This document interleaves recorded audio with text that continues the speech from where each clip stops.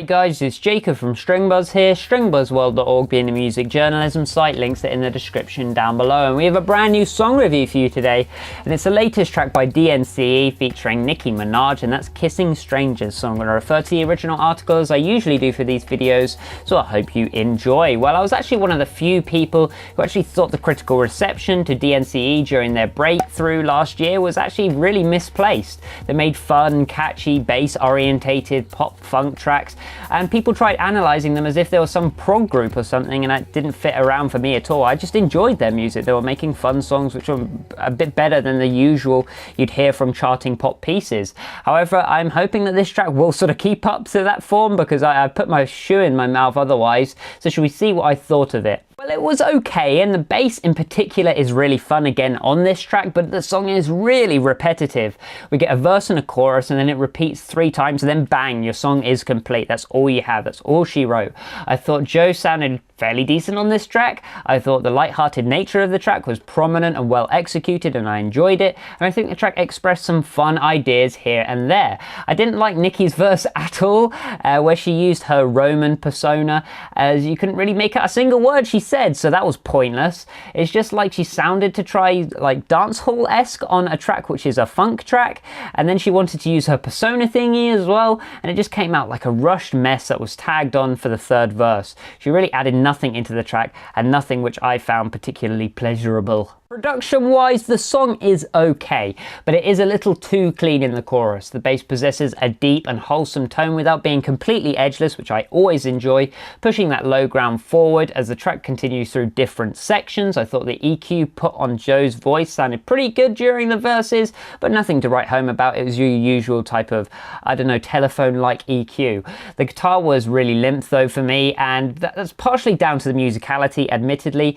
aka her just playing the root notes over and over again, which seemed a little pointless for me. You're just doing what the bass is doing yet again, as she seems to do on a lot of DNCE tracks, and partially down to a weak overdrive being put on that chorus as well. The guitar just didn't sound very good in this track. It had no oomph to it. If it wasn't there, I wouldn't have noticed it.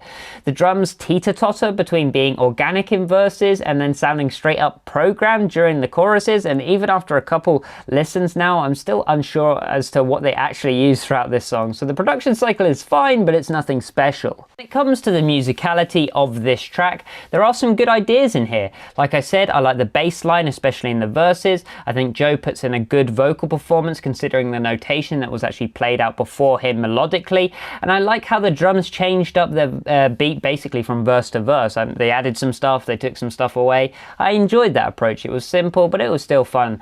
But the track for me has a handful of glaring flaws.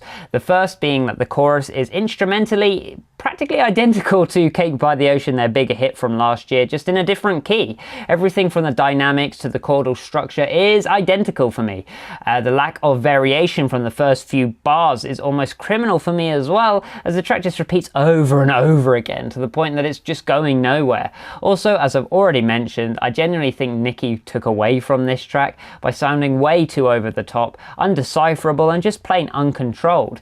This style can work, and we've heard it work before in the past for herself, but she's been given a straightforward beat to rap over. I don't know why people are trying to blow it up that it was a difficult beat to rap over, because it wasn't, and she just rushed things and sounded kind of sloppy. Lyrically, the track is very simple, it's very functional, and the concept is a little stupid and a little dumb, but it's just a funk pop song, so I guess it kind of does the job functionally. So all in all, a really average track that could have been so much better. Definitely doesn't like match up to the likes of Jamiroquai so far this year. Yeah, a bit below par. So I gave it a G rating of 5 out of 10, which is just average. So if you like this video, then please leave a like, subscribe to see more, and I'll see you around next time. Bye bye.